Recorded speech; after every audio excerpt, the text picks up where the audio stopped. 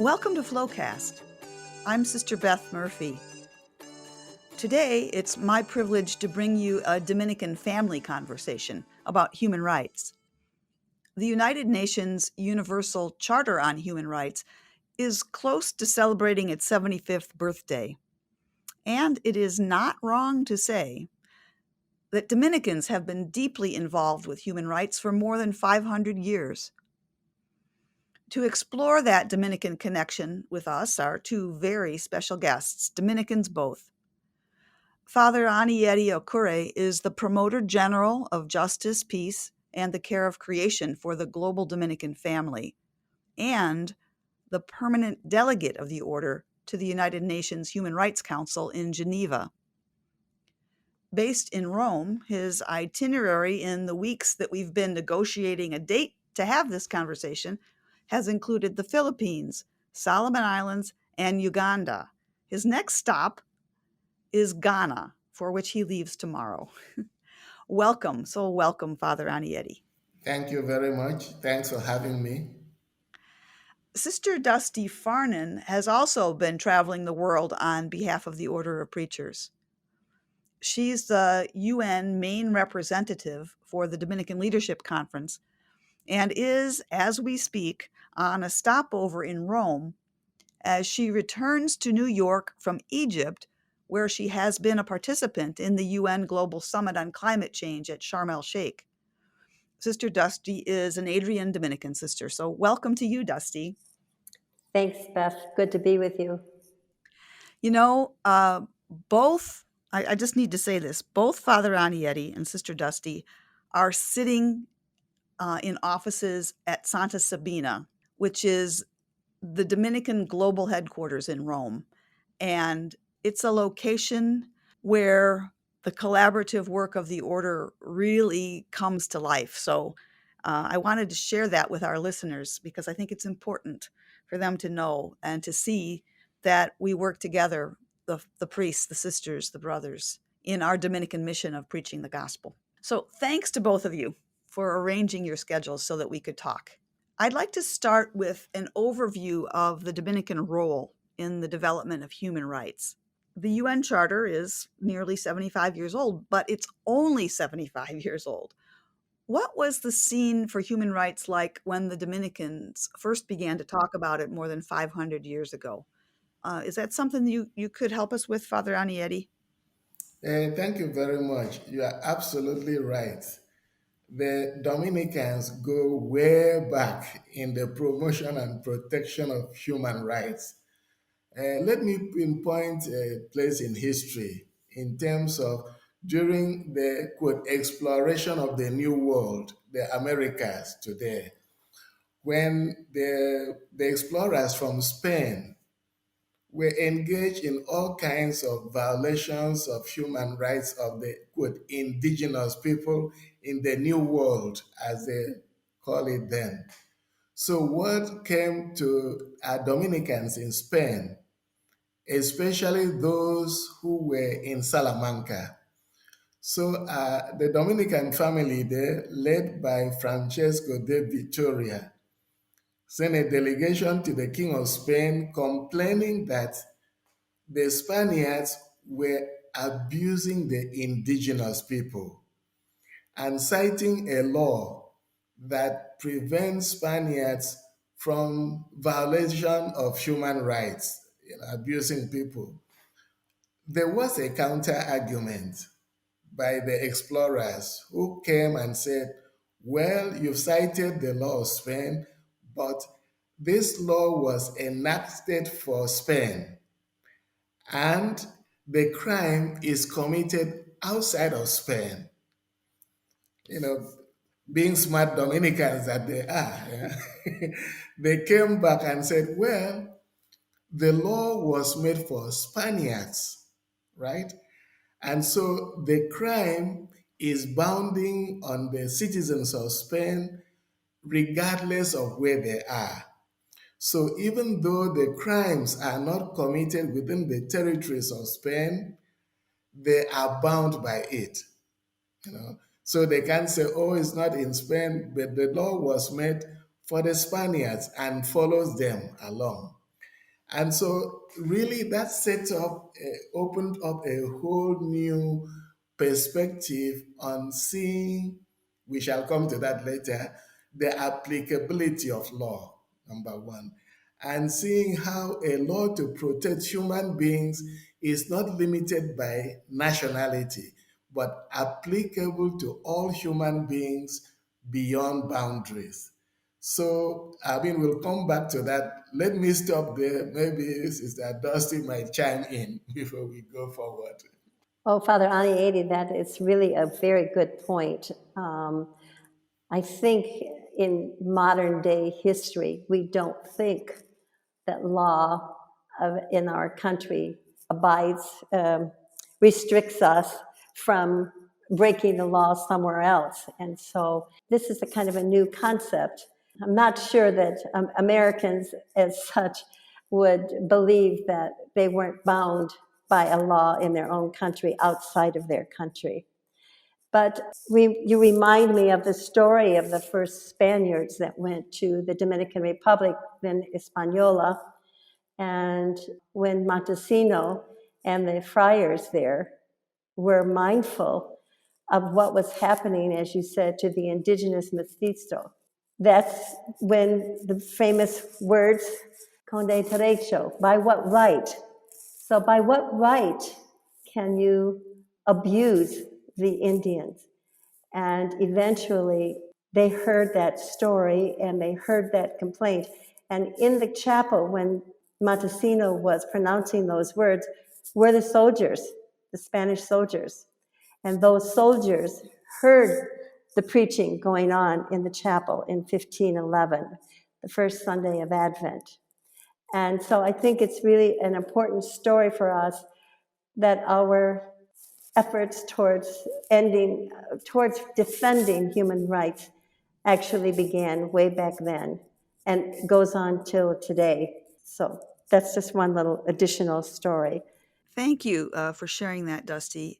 And I recall having visited the United Nations, seeing there a statue of the Dominican friar that Aniedi just mentioned, Francesco Vittorio. Why is that Dominican statue near your office at the UN in New York? Dusty, you want to talk about that a little bit?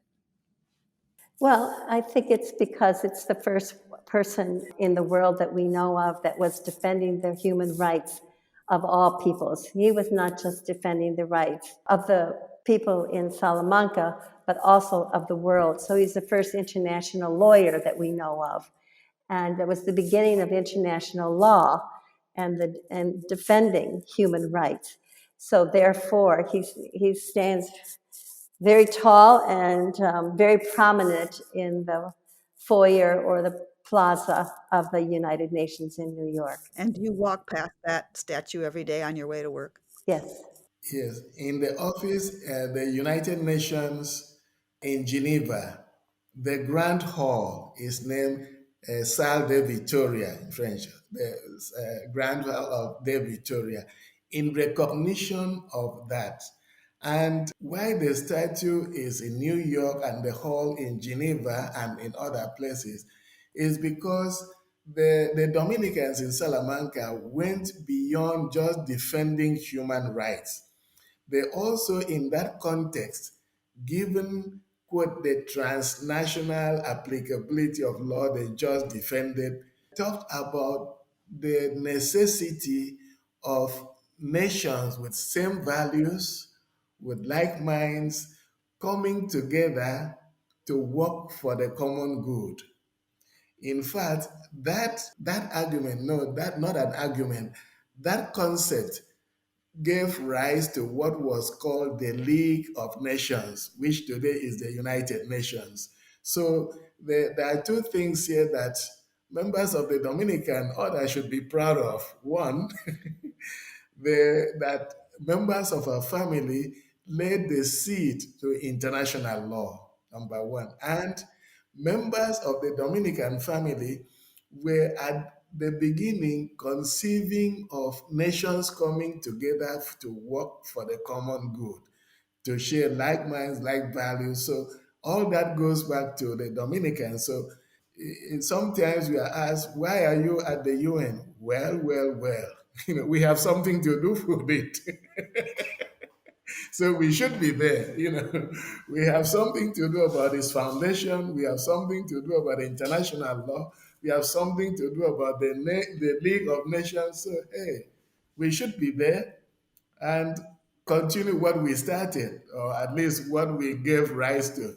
You are absolutely right. And now that we have established our Dominican bona fides for being present at the United Nations, I'd like to hear from each of you about what you do there. So, how about if we start with you, Dusty?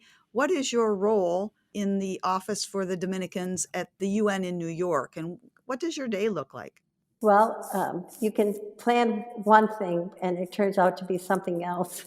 But primarily, I work, if you will, in the US, we use the term coalition. So at the UN, I work with many other NGOs, since that's what the Dominican Leadership Conference is an NGO. I work with several others on different issues. So some of the issues that I am following on behalf of Dominicans worldwide is the issue of migration, but migration due to displacement from climate change. And the second one is to work on proliferation of nuclear weapons. I'm also addressing the issues in collaboration with what's called the Mining Working Group, and I co-chair the subcommittee on the Amazon and work with Father Daniel LeBlanc, who is a OMI, and the two of us work together with other members of our coalition to actually work with indigenous in Peru, Ecuador, and Brazil, and those ecclesiastical conferences that they are part of, so that we can help, again, to work on the issues of deforestation, mining, and those kinds of major conflicts that are in those countries. And then, of course, the Commission on the Status of Women, and working with Dominicans and actually finding out what Dominicans are doing.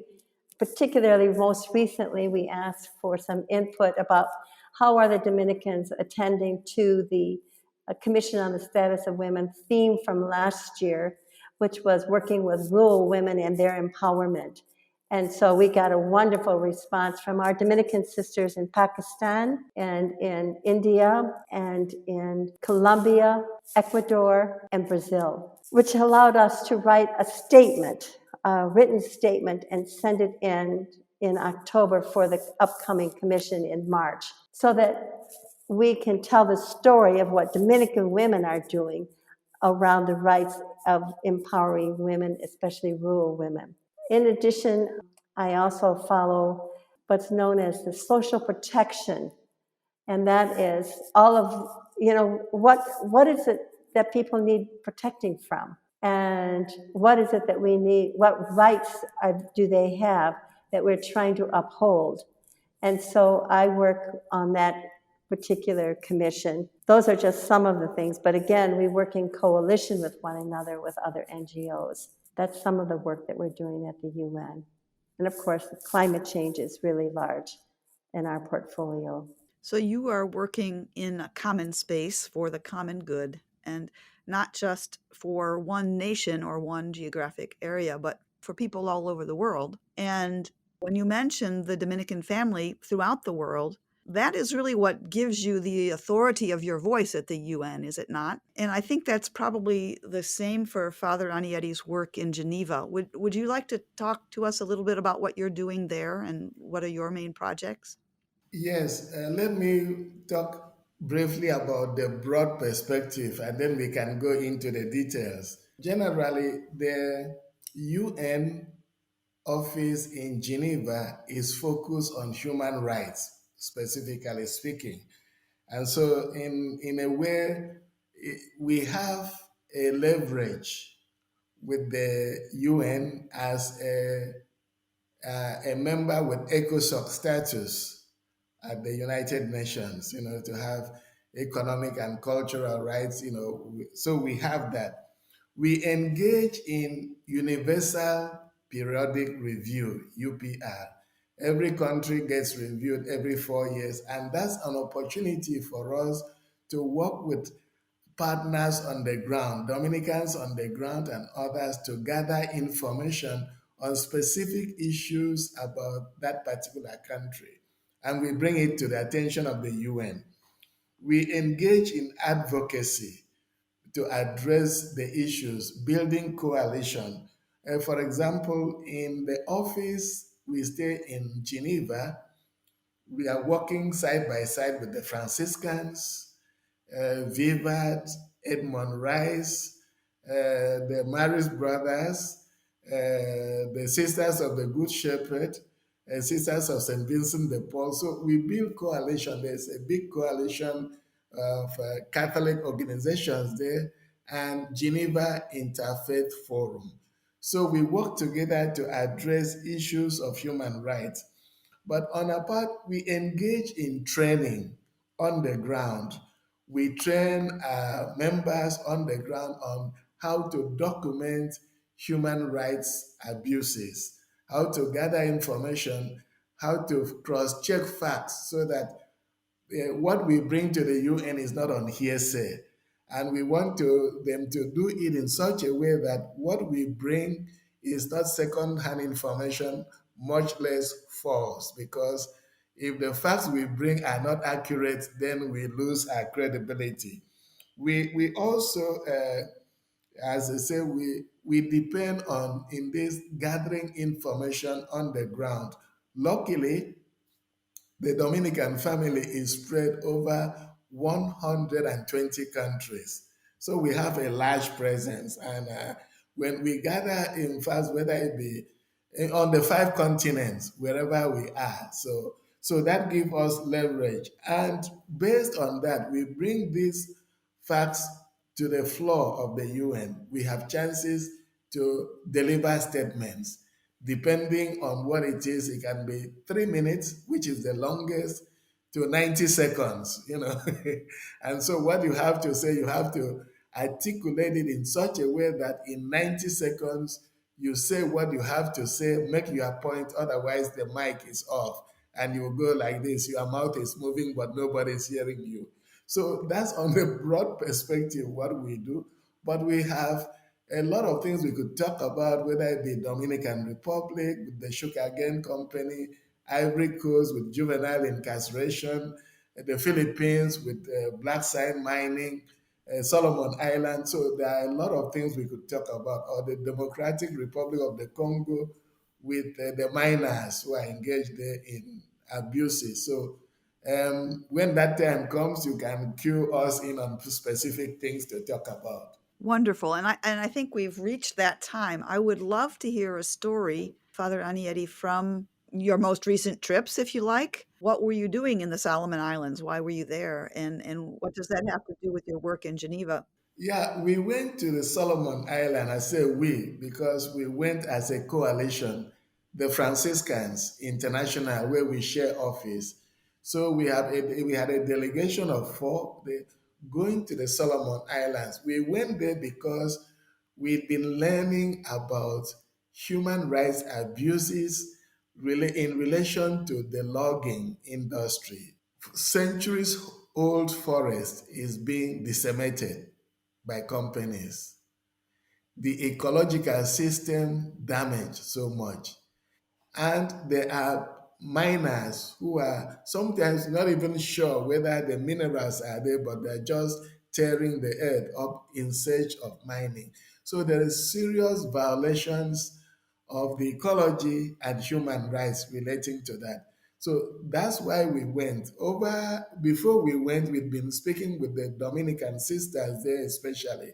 And as a matter of fact, last year, we beamed in by Zoom Sister Teresa Tobias, Dominican sister, to deliver a statement at the UN floor, about the logging. It was awesome, really. So we went there to see things for ourselves. We, in coalition with the Franciscans, we worked with the Dominican sisters, the Dominican friars in Solomon Island, and that brought also in coalition the Society of St. Francis, which is the Anglican version of the Franciscans. and then Sisters of the Church, which is the Anglican version of the Franciscan Sisters. So this group, the Friars, the delegation from Geneva, Franciscans International from Geneva, Dominican Sisters in Solomon Island, Dominican Friars, Franciscan Sisters and Brothers in. So six of us, we went visiting village after village. We went to the forest, we went to mining places, and we saw unbelievable atrocities committed by the companies there. First, the woods have been cut recklessly, and it has provoked an ecological disaster. Number one, the wildlife there has been scattered. Wild pigs are now going down the farms, digging up farm produce and eating them because they have destroyed the forest. Insects are flowing around and birds are scattered. So there is real ecological damage done there. But on top of that is that these companies, by cutting off the woods, they cause erosion when it rains. So people who are depending on streams to drink water no longer have good water to drink. And of course, as you know, access to water is one of the basic human rights. So that's a direct violation there. Even worse is that they generated child sex slavery linked to the workers there. And some foreign workers go as far as, quote, marrying those young girls, while they are there. But when their contract ends, they just pack and go, leave the girls and the child alone. They just flee the country. So we were documenting all of that, hoping to see how we would bring it more to advocacy at the UN. In the meantime, the Dominican sisters are very interested in rehabilitating those young women and seeing how they could work together to sensitize the communities to try to stop what is happening to them. Thank you for being our representative there, for being our eyes and ears, and for bringing those stories to attention on the global stage. I mean, I can't think of anything more Dominican than what you're doing. That's a powerful story about what's happening in the Solomon Islands. Dusty, how about you? Do you have a story to share about your own personal experience of intervention on behalf of human rights for people anywhere in the world? Well, I'm just thinking of, I'll go back to the Solomon Islands because in the spring of this year, the Commission on the Status of Women was looking at how are women being empowered, but most of all, how are they being affected by climate change? And so connecting with our sisters from the Dominican Sisters International Coordinating Committee, Sister Bernadette got me in place with the Dominicans in the Solomon Islands. And so the sisters told their story about how they're losing their land due to climate change. And one of their nephews did a fantastic little video. It's only maybe a minute and 3 seconds or something. And you see the children playing on the ground and having a good time.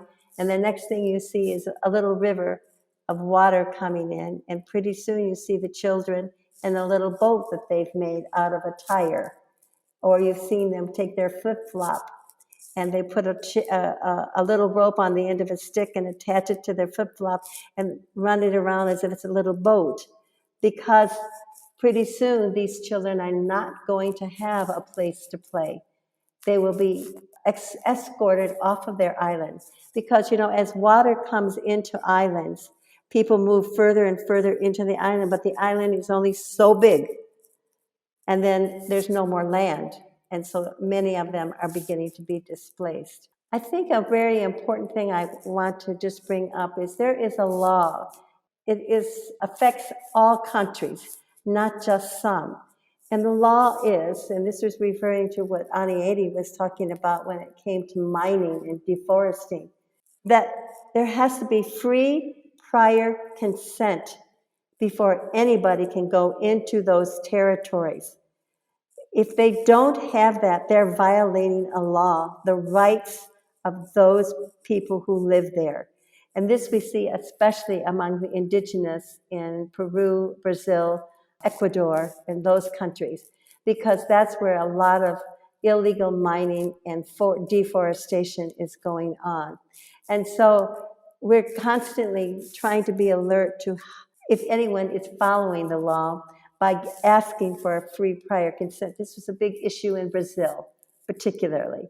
And so, although I don't have my own direct story, my direct link, because I don't do the same kind of visiting that Father Aniedi is able to.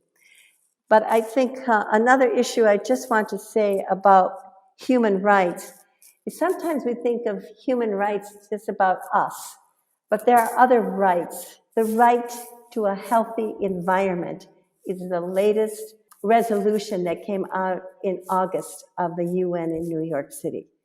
So the very fact that you and I have a right to a good human environment is extremely important.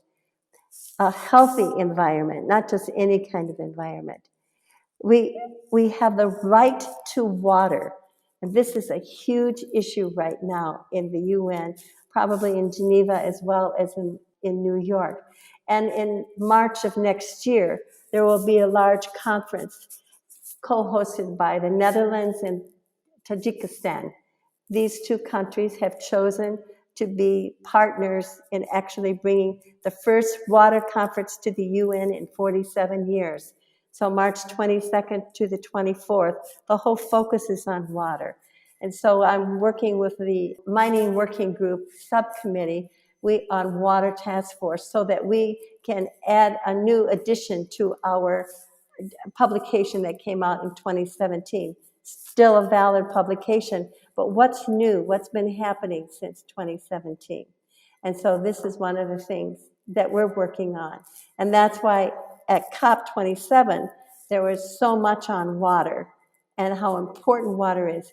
So as Aniedi mentioned earlier, that's a human right to have safe drinking water, to have water where there's enough water. And in many places, there isn't sufficient water. And so we all have to find ways in which we can help one another conserve on water where we live, even if it's the first world versus the more developing countries. We have a huge obligation in a way to defend that human right towards water by how we take care of the water ourselves.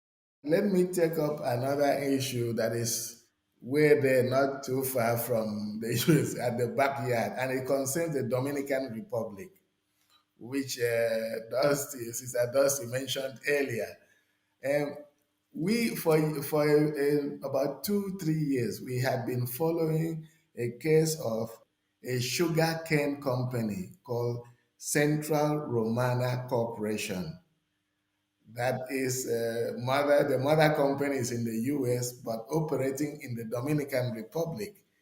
And it's been engaged in serious human rights violations of the sugarcane workers, many of them from Haiti, even to the extent that they would take taxes for government and they don't pay back. They don't give, benefits like social security, yes, but they don't give to the workers. Over time, some have been working there 20 plus years.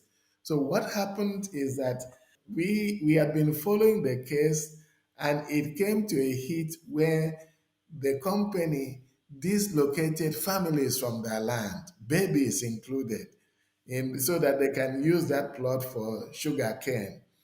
And our brother Miguel Angel there reached out to us, and we went, complaining, bringing it to the UN, even engaging the service of a lawyer from Miami who getting the case.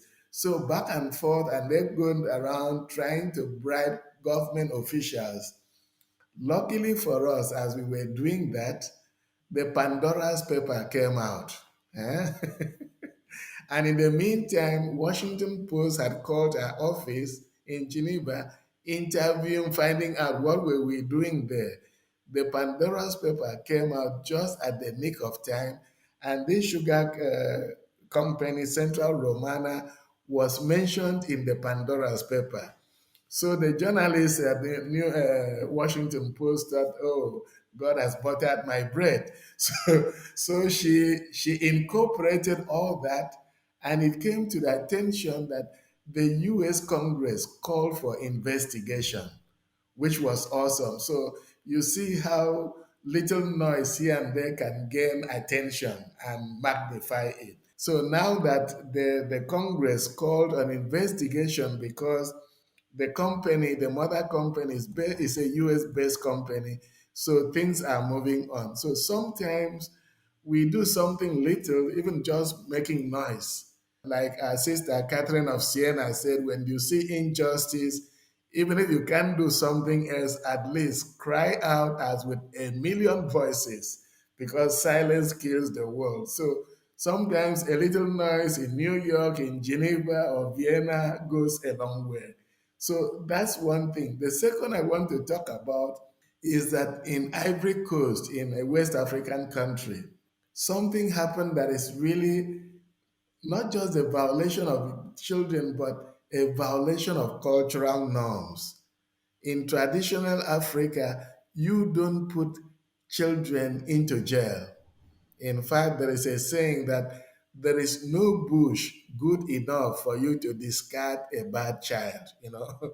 But what happened in this country was that there was an increasing incarceration of children, teenagers, adolescents, and they were cut off from visits from their families.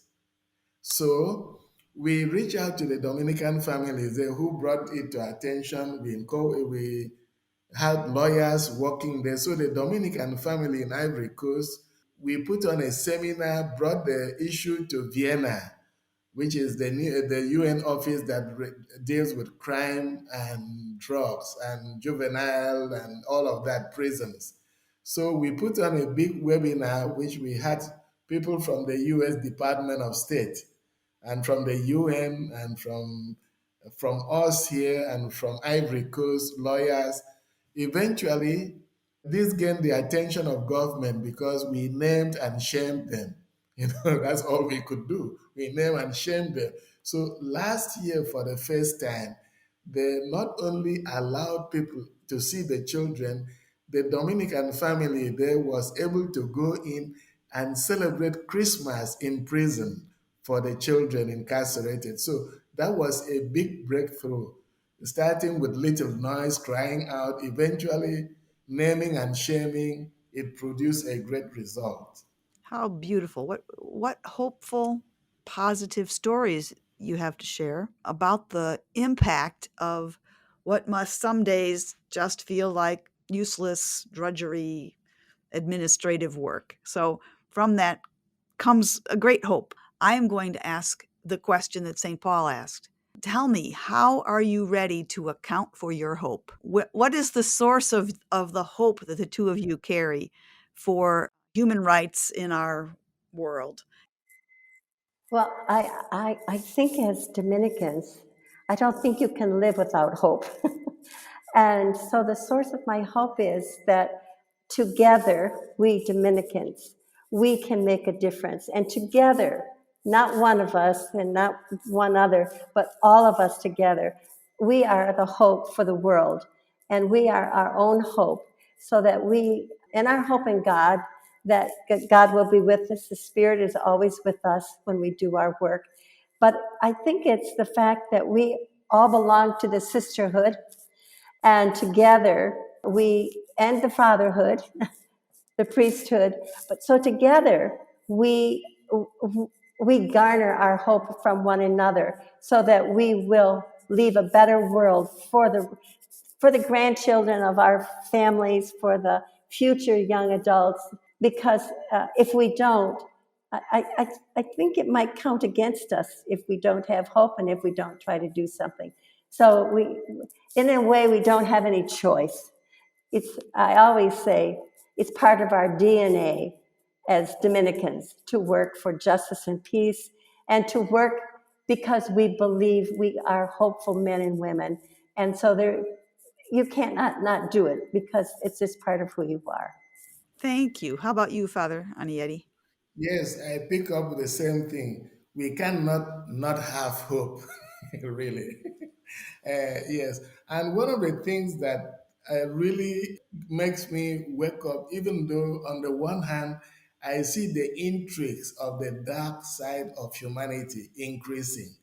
But yet I remember St. Paul, you say, I will ask you St. Paul's question here. I go back to the scripture, where sin abound, grace was even more abundant.